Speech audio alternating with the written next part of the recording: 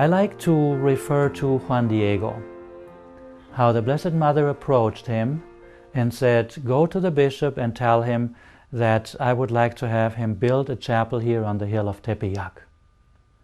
And I always marvel at that, that God tells the Blessed Mother to tell Juan Diego, to tell the bishop, to tell the architect to build a chapel.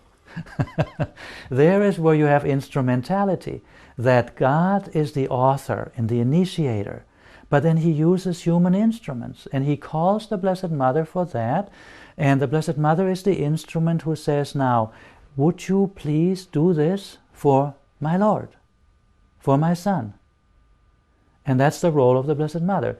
So in Schoenstatt, she comes into the chapel, so to speak, and she says, now, if you want to really live your faith, look at me, because God wanted me to be the original concept of the human being, without original sin, fully developed, harmonious. And so if you look at me, you have the original concept. But now I don't only want to be a model. I want to be actively involved in forming you. And that's the Schoenstatt access to the Blessed Mother, that she comes to be with us and she says, okay, where can I help you? What can I do for you? And that is in my self-education or self-sanctification, that's in my marriage, that's in my professional life, in my social life, and so on. There is where we draw the Blessed Mother in.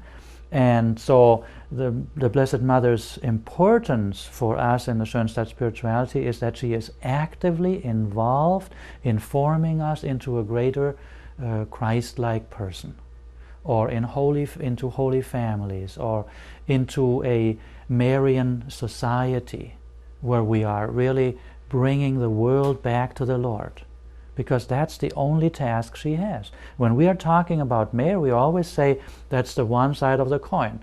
You are saying Marian and out comes Christ. That's the image, that has to be together. And so Mary is for us the starting point, the channel, and the way to Christ. And He says, I am the way to the Father. And that's it. So, but Mary draws us into that. So that's why some call her a whirlpool. Once you get into that drift, you get sucked in and you start to love what she loves. And that's the Lord.